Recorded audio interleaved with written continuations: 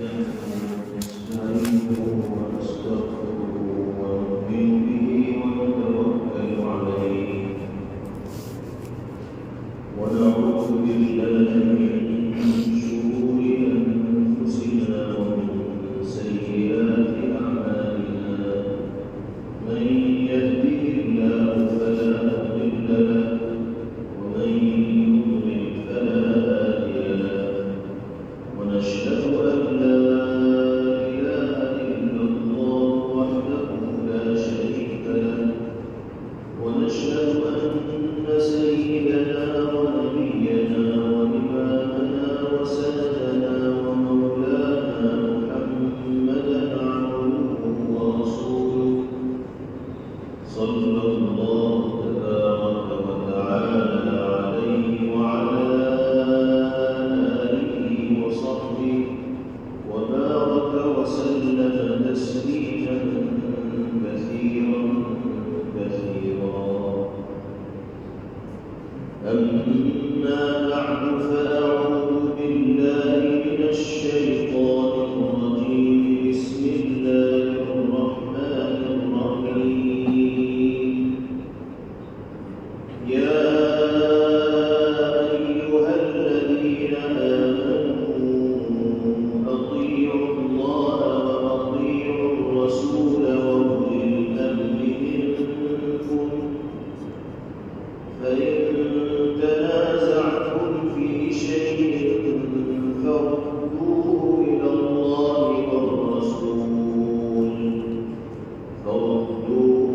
الله والرسول إن كنتم تؤمنون بالله واليوم الآخر ذلك خير وأحسن تأويلا صدق الله مولانا العلي العظيم. اس سے پہلی آیت مبارکہ میں ادائے امانت اور عدل و انصاف کا معاملہ کرنے کی تلقین و تاکید فرمائی گئی ہے. اس آیت مبارکہ میں اللہ رب العزت والجلال نے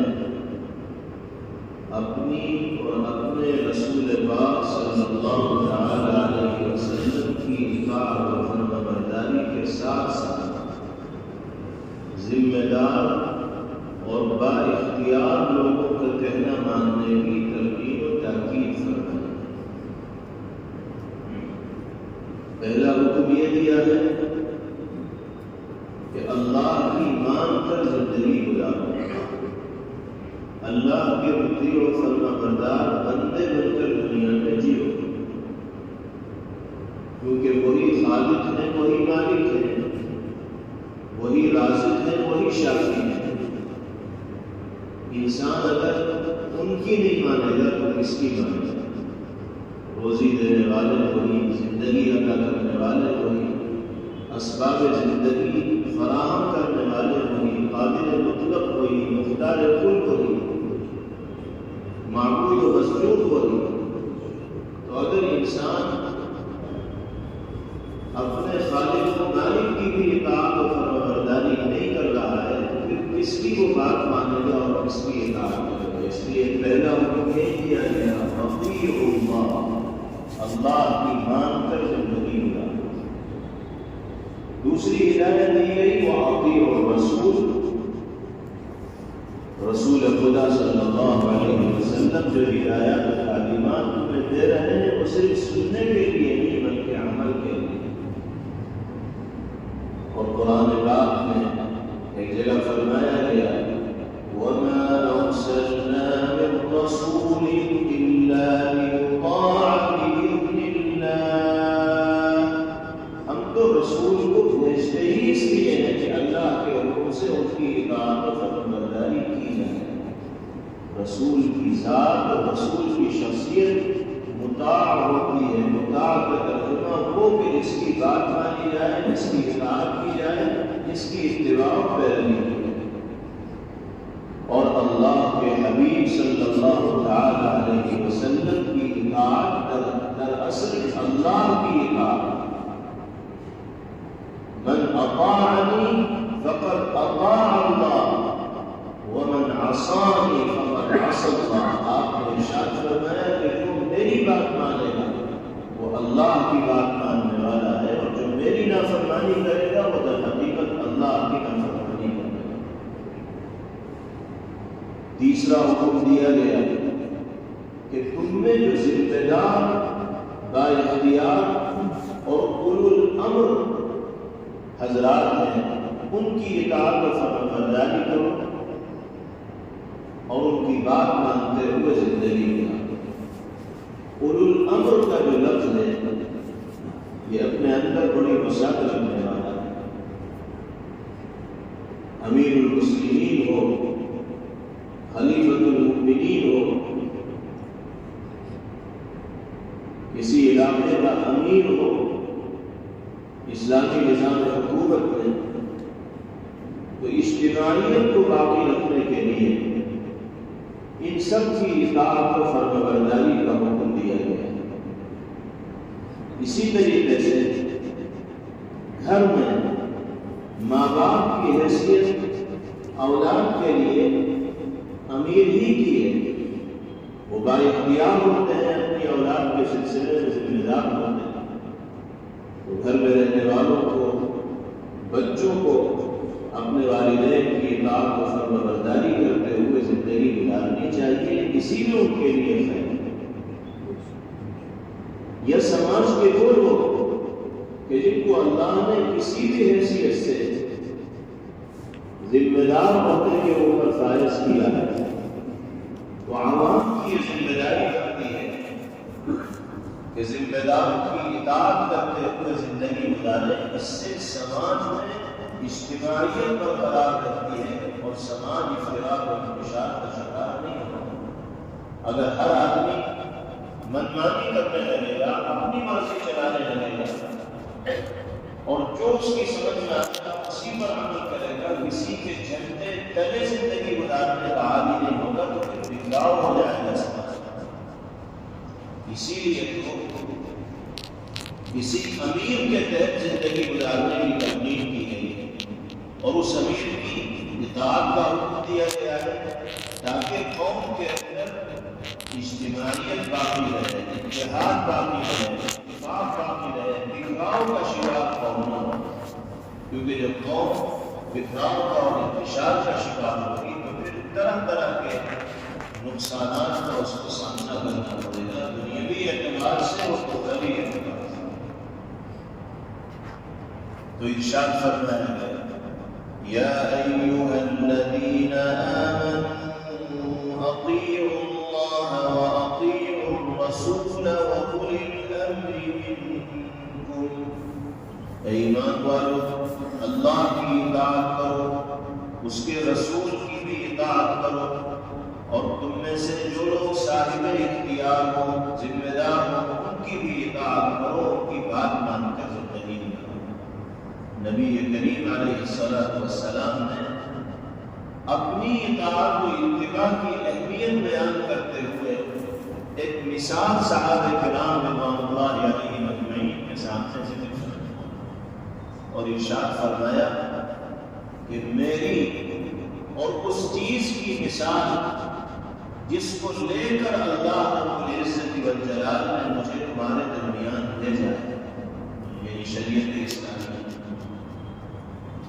میری اور اس چیز کی مثال جس کو لے کر اللہ نے مجھے تمہارے درمیان بھیجا ہے، اس شخص کی سی، اس انسان کی سی ہے جو اپنی قوم کے پاس آ کر کہنے لگے کہ قوم کے لوگوں، میں اپنی آنکھوں سے دشمن کو تمہاری جانب آتا ہوا دیکھ رہا ہوں، دشمن تمہارے اوپر حملہ کرنے کی سازش رچ رہا ہے، تو اپنے بچاؤ کا سامان کر لو، نجات کا راستہ تلاش کر لو.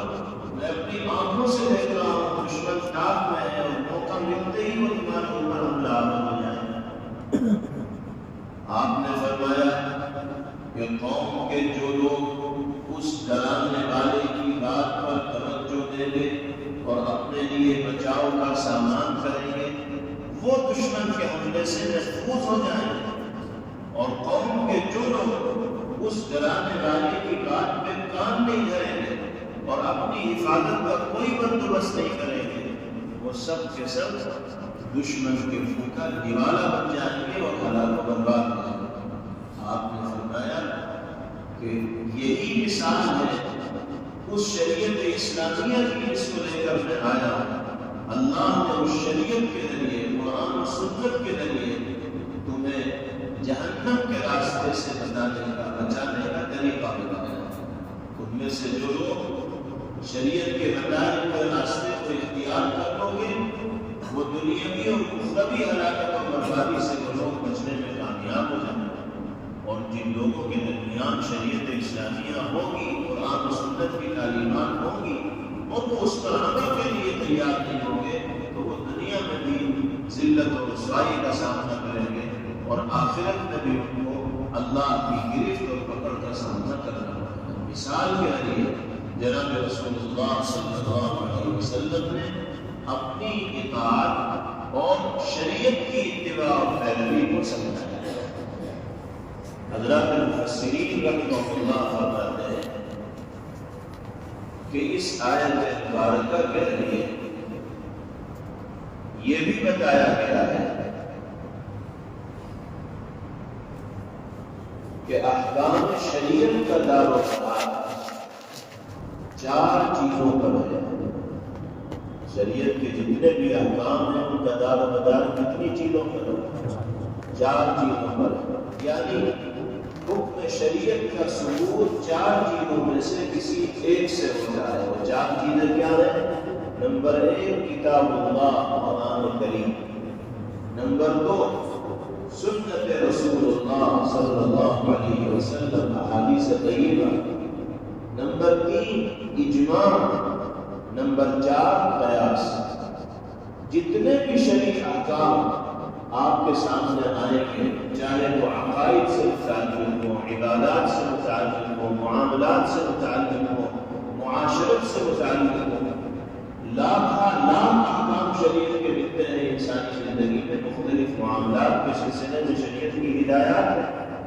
آپ شریعت کے جتنے بھی احکامات پر غور کریں گے تو اس نتیجے پر پہنچیں گے کہ ان کا ثبوت یا تو قرآن سے ہوگا، یا سنت رسول صلی اللہ علیہ وسلم سے ہوگا، یا اجماع سے ہوگا، یا قیاس سے ہوگا۔ انہی 4 چیزوں کو حجج اقوال بھی کہا جاتا ہے، حجج شرعیہ بھی کہا جاتا ہے۔ یہ 4 شرعی حجتوں کا درجہ رکھنے والی چیز ہے، کتاب اللہ، سنت رسول اللہ، سب سے پہلے قرآن پاک میں دیکھا جائے گا کسی مسئلے کا حکم، اگر قرآن میں مل گیا تو بس ٹھیک ہے، لیکن تمام مسائل کا استیعاب تفصیل کے ساتھ قرآن پاک میں نہیں ہو سکتا۔ قرآن پاک کو مطلب ہے اس کی شرح فرمائی جناب رسول اللہ صلی اللہ علیہ وسلم نے احادیث کی شکل میں۔ آپ ہر مسئلہ اگر قرآن میں تلاش کریں گے تو کامیاب نہیں ہو پائیں گے، کیونکہ قرآن پاک میں تو بنیادی چیزوں کو بیان کیا گیا، پھر اجزاء نبی کریم علیہ السلام نے ذکر فرمایا، قرآنی آیات میں غور کیا حضرات فقہاء نے اور محدثین نے، تو پھر مسائل کا استنباط کیا اور استخراج کیا۔ قرآن کریم میں یہ تو کہا گیا ہے کہ نماز پڑھو، لیکن فجر میں کتنی رکعتیں ہیں، ظہر میں کتنی رکعتیں ہیں، عصر میں کتنی رکعتیں ہیں، مغرب میں کتنی رکعتیں ہیں، عشاء میں کتنی رکعتیں ہیں، اس سلسلے کی کوئی تفصیل آپ کو قرآن پاک کی کسی آیت میں نہیں ملے گی۔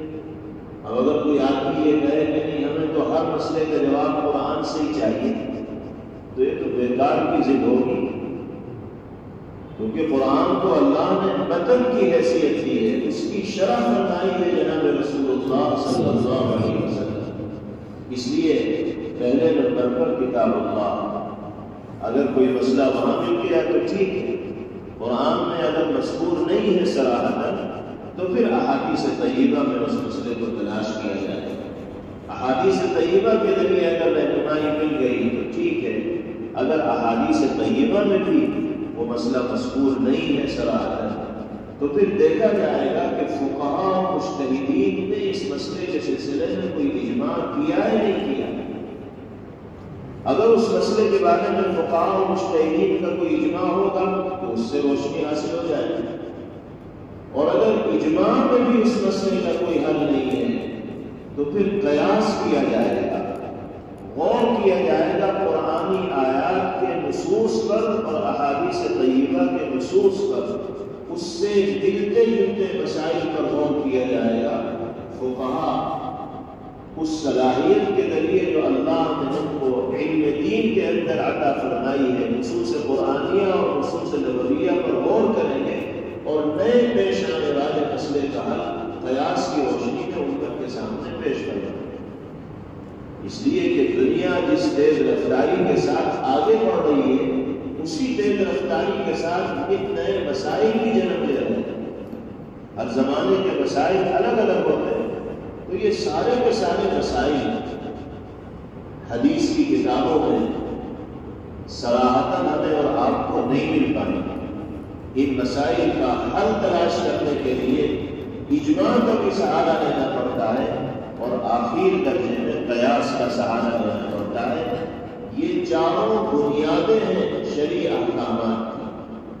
نبی کریم علیہ السلام نے حضرت معاذ بن جبل رضی اللہ تعالیٰ کو یمن کا گورنر بنا کر بھیجا تو ان سے پوچھا کیف تقضی یا معاذ، معاذ کو گورنر بن کے جا رہے ہو، کیسے فیصلہ کرو گے، کن بنیادوں پر تم لوگوں کے درمیان فیصلہ کرو. حضرت معاذ رضی اللہ عنہ نبی کریم علیہ السلام کے تربیت یافتہ تھے. فرمایا کہ یا رسول اللہ اقضی بکتاب اللہ، اے اللہ کے رسول قرآن کی روشنی میں فیصلہ کروں. آپ نے فرمایا کہ اگر قرآن پاک میں تم اس مسئلے کا حل نہ پاؤ تو کیا کرو گے؟ فرمایا اقضی بسنتی رسول اللہ صلی اللہ علیہ وسلم. اگر قرآن پاک سے حل نہیں ہوگا تو آپ کے مبارک طریقے سے روشنی حاصل کروں گا اور مسئلہ حل کروں گا سنت کی روشنی میں، احادیث کی روشنی میں. آپ نے فرمایا کہ اگر احادیث طیبہ میں بھی تمہیں اس مسئلے کا کوئی حل نہ ملے تو کیا کرو گے؟ فرمایا اجتہد برأیی، پھر تو میں اپنی رائے سے اجتہاد کروں گا، غور کروں گا آیات قرآنیہ پر اور احادیث نبویہ پر اور اس سے ملتے جلتے مسائل کو قرآن و حدیث میں تلاش کروں گا. قرآن و حدیث میں ان مسائل کا جو حکم ہوگا اسی پر قیاس کرتے ہوئے نئے پیش آنے والے مسئلے کا حکم بھی لوگوں کے سامنے بیان کریں. یہ سن کر جناب رسول اللہ صلی اللہ علیہ وسلم کا چہرہ خوشی سے کھل اٹھا اور آپ نے اللہ کا شکر ادا کرتے ہوئے ارشاد فرمایا الحمدللہ الذی وفق رسول اللہ. تمام تعریفیں اس اللہ کے لیے ہے جس نے رسول خدا کے رسول کو خیر کی توفیق. حضرت معاذ رضی اللہ عنہ اللہ کے حبیب صلی اللہ علیہ وسلم کے رسول ہی بن کر تو یمن جا رہے ہیں. رسول کہتے ہیں فرستادے کو جس کو بھیجا گیا، نبی کریم علیہ السلام کو بھیج رہے تھے اور آپ کی ہدایت پر یمن جا رہے تھے، اس لیے وہ رسول تھے نبی کریم علیہ السلام. تو یہ ترتیب تو خود جناب رسول اللہ صلی اللہ علیہ وسلم نے بیان فرمائی. یہ بات اہمیت کے ساتھ ہم اس لیے بیان کر رہے ہیں کہ امت میں بعض ذہن ایسے ہیں جو حجج شرعیہ میں سے صرف 2 حجتوں کو تسلیم کرتے ہیں اور آخری 2 حجتوں کا انکار کرتے ہیں. جیسے غیر مقلدین ہیں جو اپنے آپ کو اہل حدیث کہتے ہیں. ان کا ماننا یہ ہے کہ یہ تو قرآن حجت ہے یا حدیث حجت ہے. اجماع و قیاس کو وہ حجت کا درجہ نہیں دیتے اور ہر مسئلے کو قرآن و حدیث ہی کے اندر تلاش کرنے کا دعویٰ کرتے ہیں. حالانکہ یہ ممکن ہے ہی نہیں کہ تمام کے تمام مسائل صراحتاً احادیث طیبہ کے اندر موجود ہو یا آیات قرآنیہ کے اندر موجود ہو. ہر مسئلے کے جز تک پہنچنے کے لیے اجماع و قیاس کا سہارا لینا ہی پڑے.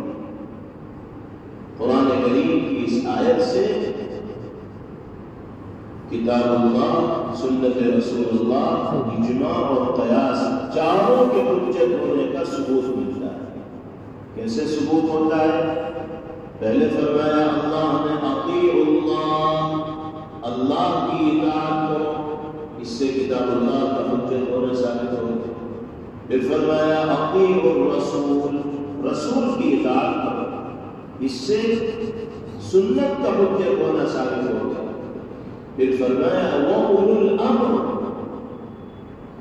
با اختیار اور ذمہ دار لوگوں کی اطاعت کرو۔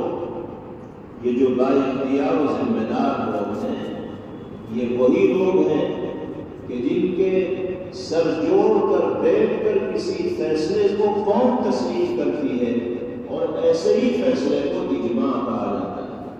فقہاء و مجتہدین ایک جگہ بیٹھ کر کسی نئے پیش آنے والے مسئلے پر غور کریں اور اس کے حکم شرعی کو تلاش کریں، کیونکہ ان کی نگاہ آیات قرآنیہ اور احادیث نبویہ پر بھی ہوتی ہے، اور پھر وہ غور و فکر کے نتیجے میں اس مسئلے کا حل امت کے سامنے پیش فرمائیں، تو اس کا ثبوت اجماع کے ذریعے، اولو الامر کے ذریعے اجماع کا ثبوت اللہ رب العزت والجلال کے اس کلام پاک سے ہوا ہے، اور قیاس کا ثبوت جناب رسول اللہ صلی اللہ تعالی علیہ وسلم کی اس گفتگو سے حضرت معاذ بن جبل رضی اللہ عنہ سے فرمایا۔ جب حضرت معاذ رضی اللہ عنہ نے فرمایا کہ اگر کتاب و سنت میں کوئی حل نہیں ملے گا تو اپنی رائے سے اجتہاد کروں گا، اسی کا نام قیاس ہے، نبی کریم علیہ السلام نے ان کی تعریف فرمائی، تو پتہ چلا کہ یہ چار حجتیں ہیں جن کو حجت شرعیہ کہا جاتا ہے، اور جتنے بھی احکام شریعت ہیں وہ ان چار ہی حجتوں میں سے کسی نہ کسی سے ثابت ہے، یا تو قرآن سے یا حدیث سے یا اجماع سے یا قیاس سے۔ ہر آدمی براہ راست احادیث طیبہ سے مسائل کا استخراج نہیں کر سکتا، قرآن آیات سے ہر آدمی براہ راست مسائل کو نہیں نکال سکتا۔ وہ تو خاص علم رکھنے والے اور صلاحیت رکھنے والے افراد ہوتے ہیں جن کو اللہ یہ ملکہ عطا فرماتے ہیں کہ وہ آیات قرآنیہ اور احادیث نبویہ کی گہرائی میں موجود علم سے جواہر کو، معارف کو اور موتیوں کو نکال کر دنیا کے سامنے پیش کریں۔ سیدنا حضرت امام ابو حنیفہ رحمہ اللہ کے بارے میں کتابوں میں لکھا ہے کہ قرآنی آیات سے 83,000 مسائل حضرت امام ابو حنیفہ رحمہ اللہ نے مستنبط و مستخرج بنائے۔ اس کو مثال کے ذریعے اس طرح سمجھیے کہ آیات قرآنیہ اور احادیث نبویہ ایک خزانے کی طرح، علمی خزانہ۔ ایک خزانہ وہ ہوتا ہے کہ جس میں مال بالکل سامنے رکھا ہوا ہو، کسی کمرے میں خزانہ ہے، کسی گھر میں خزانہ ہے اور بالکل کھلا ہوا رکھا ہے، اب جو آدمی بھی کمرے میں اور گھر میں داخل ہوگا خزانہ اس کے سامنے آ جائے گا۔ اور ایک خزانہ وہ ہوتا ہے کہ جو دفینے کی شکل میں محفوظ کیا جاتا ہے، نامعلوم جگہ اس کو رکھا جاتا ہے، بتایا نہیں جاتا لوگوں کو کہ کہاں خزانہ رکھا ہوا، تجوریوں کے اندر بند کیا جاتا ہے، تالوں میں بند کیا جاتا ہے، الماریوں میں بند کیا جاتا ہے، مختلف ذریعے سے مال کو محفوظ کیا جاتا ہے، زمین کے اندر بھی دبایا جاتا ہے۔ ایسا خزانہ جو دفینے کی شکل میں ہے یا مختلف محفوظ مقامات میں رکھا ہوا ہے، بتائیے ہر آدمی کی نگاہ اس خزانے تک پہنچے گی؟ نہیں پہنچے گی۔ وہی آدمی اس خزانے تک پہنچ پائے گا جس کو وہاں تک پہنچنے کا راستہ معلوم ہو، جس کے علم میں وہ چیزیں ہوں گی۔ بالکل اسی انداز میں سمجھیے کہ آیات قرآنیہ اور احادیث نبویہ میں بعض احکامات وہ ہیں جو بالکل واضح ہیں۔ آپ قرآن کریم کی کوئی آیت مبارکہ پڑھیں گے، اس کا ترجمہ دیکھیں گے تو فوراً مسئلہ آپ کی سمجھ میں آ جائے گا۔ جیسے قرآن کریم میں فرمایا گیا اقیموا الصلاۃ وآتوا الزکاۃ، نماز پڑھو اور زکات دو۔ اب اس میں کوئی پیچیدگی نہیں، کسی طرح کی الجھن نہیں، کسی طرح کی کوئی پریشانی نہیں، ہر آدمی فوراً اس کا ترجمہ پڑھ کر سمجھ جائے گا کہ قرآن کیا کہہ رہا ہے۔ نماز کی پابندی کا حکم دیا جا رہا ہے، جنات کی ادائیگی کا حکم دیا جا رہا ہے، لیکن بہت سے مسائل قرآن اور حدیث میں ایسے ہیں جو ظاہری عبارت سے سمجھ میں نہیں آتے، ان کو سمجھنے کے لیے گہرائی میں اترنا پڑے گا، اور گہرائی میں وہی اتر پائے گا جس کو اترنے کی مہارت ہوگی، صلاحیت ہوگی۔ ہر گہرائی میں نہیں اتر سکتا۔ جو اس میدان کا ماہر ہوگا، جس کو اللہ نے وہ صلاحیتیں عطا فرمائی ہوگی، وہی اس عمر کے اندر اور گہرائی کے اندر اترے گا اور پھر ان جواہر کو نکال کر لائے گا اور حکومت کے سامنے پیش کرے گا۔ جو لوگ یہ کہتے ہیں کہ ہمارے لیے بس قرآن اور حدیث ہی کافی ہے، ہم سارے مسئلے قرآن اور حدیث ہی سے حاصل کریں گے، تو وہ براہ راست احادیث طیبہ سے مسائل نکالنے کی کوشش کرتے ہیں، اور اس کوشش میں وہ ضلالت و گمراہی کا شکار ہو جائے۔ حضرات ائمہ اربعہ رحمہم اللہ، امام ابو حنیفہ، امام شافعی، امام مالک، امام احمد بن حنبل رحمہم اللہ، یہ چار ائمہ اربعہ ہیں۔ اللہ تعالیٰ نے ان حضرات کو یہ صلاحیتیں عطا فرمائی کہ انہوں نے آیات قرآنیہ اور احادیث نبویہ میں غور کیا اور شریعت اسلامیہ کو ایک گلدستے کی طرح مرتب کر کے امت کے سامنے پیش فرمایا۔ امام ابو حنیفہ علیہ الرحمہ نے آیات و احادیث کی روشنی میں شریعت اسلامیہ کا جو مجموعہ امت کے سامنے پیش فرمایا وہ فقہ حنفی کہلاتا ہے۔ امام شافعی نے جو محنت فرمائی وہ فقہ شافعی ہے۔ امام مالک علیہ الرحمہ نے جو محنت فرمائی وہ فقہ مالکی ہے۔ امام احمد رحمہ اللہ نے جو محنت فرمائی وہ فقہ حنبلی ہے۔ یہ چاروں کے چاروں ائمہ برحق ہیں، اور ان کے ذریعے سمجھا ہوا دین بھی برحق ہے، اور اس کو اختیار کرنا انسان کے لیے دنیا اور آخرت دونوں جہاں میں کامیابی کا باعث ذریعہ ہے۔ اور جو باتیں ان حضرات نے سمجھ کر امت کے سامنے پیش فرمائی ہیں، یہ ان کی اپنی باتیں نہیں ہیں بلکہ قرآن و سنت ہی سے لی ہوئی باتیں۔ غیر مقلدین عوام کے ذہن کو بھٹکانے کی کوشش کرتے ہیں اور کسی حدیث کے مقابلے میں امام ابو حنیفہ رحمہ اللہ کا قول پیش کرتے ہیں کہ دیکھیے حدیث یہ کہہ رہی ہے اور امام صاحب یہ کہہ رہے ہیں، تو آپ حدیث مانو گے یا امام صاحب کی بات مانو؟ ظاہر سی بات ہے، جب کسی آدمی کے سامنے نبی کریم علیہ السلام کا مقابلہ کسی اور شخص سے کیا جائے گا تو مسلمان پیغمبر علیہ السلام کے مقابلے میں کسی کو اہمیت دے گا نہیں، وہ تو چھوٹتے ہی یہی کہے گا کہ ہاں بھائی پیغمبر علیہ السلام ہی کی بات مانی جائے۔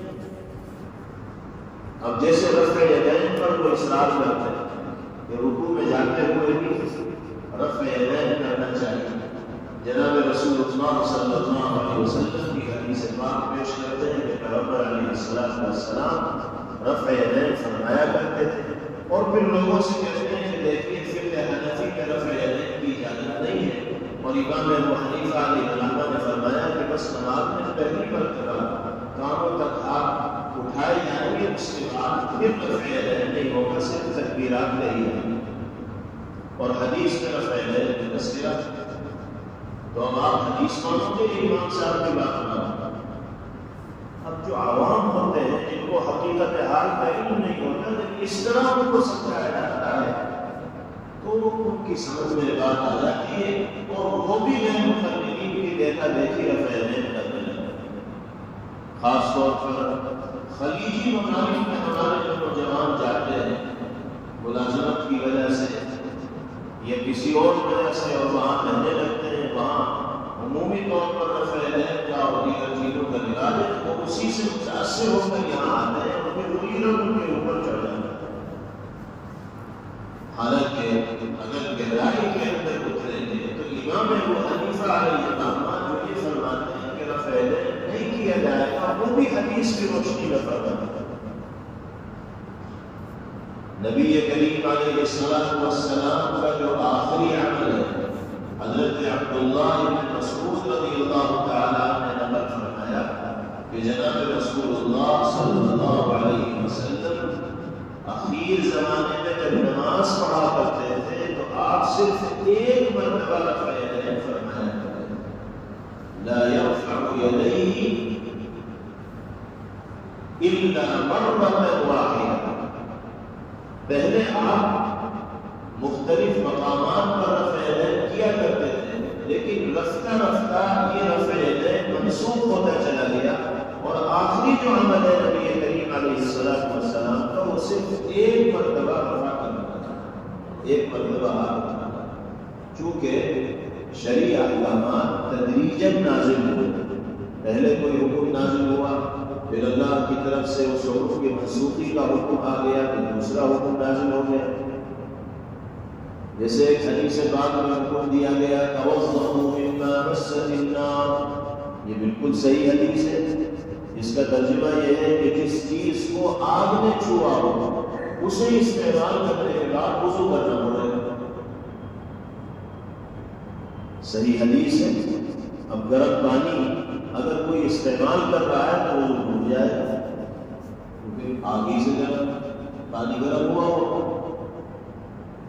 پکا ہوا کھانا استعمال کر لیا تو وضو ٹوٹ جائے گا، اس لیے کہ آگ ہی پہ کھانا پکتا ہے۔ تو ایک حدیث تو یہ ہے، اس کے بعد ایک عمل ہے نبی کریم علیہ السلام جسے مختلف صحابہ کرام رضوان اللہ علیہ اجمعین نے نقل کیا، وہ عمل یہ ہے کہ اللہ کے حبیب صلی اللہ علیہ وسلم نے بھنی ہوئی بکری کا گوشت کھایا، اس کے بعد وضو کیے بغیر آپ نماز کے لیے تشریف لے گئے، فصلى ولم يتوضا، نماز پڑھی آپ نے لیکن وضو نہیں کیا۔ پیغمبر علیہ السلام کے اس عمل سے یہ پتہ چلا کہ پہلی حدیث میں جو حکم تھا وہ پہلے کا تھا، اب حکم یہ ہے کہ آگ پر پکی ہوئی چیز کو استعمال کرنے کے بعد وضو کرنا ضروری نہیں ہوتا۔ تو یہ کون سمجھائے؟ اگر عوام کے سامنے بس ایک حدیث پیش کر دی گئی کہ حدیث میں آیا توضؤوا مما مست النار، کہ جس چیز کو آگ نے چھوا ہو اسے استعمال کے بعد وضو کرو، اس لیے تمہیں وضو کرنا ہوگا، تم کھانا کھا کے آئے اور مولانا صاحب چلے وضو کرنے کی ضرورت نہیں، تو بتاؤ مولانا کی مانو کہ یہ حدیث کی مانو؟ اب عام آدمی کیا کہے گا؟ حدیث کے مقابلے میں مولانا کی کیا حیثیت ہے؟ حدیث کی مانی جائے گی، لیکن اس بیچارے کو کیا پتا کہ یہ حدیث کب کی ہے؟ کوئی حدیث ناسخ ہے، کوئی حدیث منسوخ ہے، کوئی حدیث پہلے زمانے کی ہے، کوئی حدیث بعد کے زمانے کی ہے۔ ائمہ اربعہ نے انہی تمام چیزوں کے اوپر غور کر کے ایسی شریعت کو مدون کیا کہ جس پر عمل کرنا اللہ کی رضا کا باعث و ذریعہ انسان کے لیے بنے۔ انہوں نے شریعت کو آسان کر کے ہی فقہا نے ہمارے سامنے پیش فرما دیا ہے۔ ہم اپنی عقل اگر اس کے اندر لڑاتے رہیں گے تو مسائل حل کرنا ہمارے لیے ممکن اور آسان نہیں ہے۔ اس لیے اپنے اکابر علماء اور بزرگان دین پر اعتماد کرنا چاہیے اور ان کی اتباع کرنی چاہیے۔ ان کے ذریعے جو دین ہم تک پہنچا ہے، جو طریقہ ہم تک پہنچا ہے، اس کو صحیح اور درست تصور کرنا چاہیے، اور یہ نئے قسم کے لوگ آ کر اگر ذہن کو خراب کرنا چاہیں تو ان سے متاثر نہ ہونا چاہیے۔ ہمارا رشتہ اور رابطہ ان لوگوں سے مضبوط ہونا چاہیے جو اس میدان کے ماہر ہیں۔ ماہر فن سے رابطہ کریں گے تو آپ کو علاج صحیح ملے گا، اور ویسے ہی کسی آدمی سے آپ اگر رہنمائی حاصل کریں گے تو کامیابی کے بجائے ناکامی مل جائے گی۔ اب یہ عجیب طرح کی چیز چل پڑی ہے جو بہت عام ہوتی چلی جا رہی ہے کہ ان کی زندگی میں خود دین نہیں ہوتا اور دینی معاملات میں بحث کرنا نوجوانوں کو سکھا دیتے ہیں۔ اسکولوں اور کالجوں میں تعلیم حاصل کرنے والے نوجوانوں کا ذہن خراب کرتے ہیں، راہ راست سے ان کو بھٹکاتے ہیں۔ امت میں جو متوارث طریقہ چلا آ رہا ہے اس طریقے سے ہٹانے کی فکر و کوشش کرتے ہیں۔ خواتین میں بھی اس طرح کے لوگ کام کر رہے ہیں، مردوں میں بھی اس طرح کے لوگ کام کر رہے ہیں۔ فتنوں سے باخبر رہنا چاہیے۔ نئے نئے فتنے جنم لے رہے ہیں، کوئی نبوت کا دعویٰ کر رہا ہے، کوئی مہدویت کا دعویٰ کر رہا ہے۔ شکیل بن حنیف نام کا ایک شخص ہے جس کا فتنہ آج کل تیزی کے ساتھ پھیل رہا ہے ملک کے مختلف علاقوں میں۔ اس نے مہدی ہونے کا دعویٰ کر رکھا ہے، تو ایک جماعت اسی کی ہمنوا بنی ہوئی ہے اور اس کے فکر کو عام کرنے کی کوشش کر رہی ہے۔ اہل علم سے ہمارا رابطہ اگر مضبوط ہوگا تو پھر اس طرح کے فتنے ہمارے اوپر اثر انداز نہیں ہوں گے، اور اگر معتبر علماء سے ہمارا رابطہ مضبوط نہیں ہوگا تو کوئی بھی شکاری جال ڈالے گا اور ہمیں پھنسا کے لے جائے گا۔ اس لیے ہم سب کو معتبر علماء سے اپنا رابطہ مضبوط رکھنا چاہیے۔ جیسے فیملی ڈاکٹر ہوتے ہیں نا، ایسے ہی فیملی مولوی بھی ہونے چاہیے۔ ہر کا رشتہ کسی ڈاکٹر سے ہوتا ہے، کوئی بھی بیمار ہو تو اس ڈاکٹر سے رابطہ کیا جاتا ہے۔ ایسے ہی ہر مسلم گھرانے کا رابطہ کسی معتبر عالم و مولوی سے بھی ہونا چاہیے اور قدم قدم پر ان سے رہنمائی حاصل کرتے رہنا چاہیے۔ تب تو راہ شریعت پر چلنا ہمارے لیے آسان ہوگا، ورنہ ادھر ادھر بھٹکانا شیطان کے لیے سہل ہو جائے گا۔ اللہ رب العزت والجلال ہم سب کو راہ سنت و شریعت پر ایمان کرے۔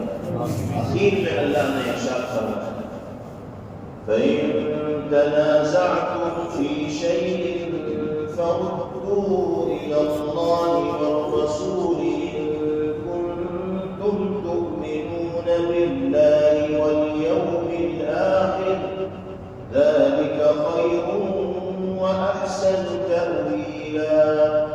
پھر اگر تمہارے درمیان کسی چیز میں اختلاف ہو جائے تو اگر واقعی تم اللہ اور آخرت کے دن پر ایمان رکھتے ہو تو اسے اللہ اور رسول کے حوالے کر دو، یہی طریقہ بہترین ہے اور اس کا انجام بھی سب سے بہتر ہے۔ وآخر دعوانا ان الحمد للہ رب العالمین۔ Thanks for watching. Don't forget to like, comment, share and subscribe to Al Wahid channel.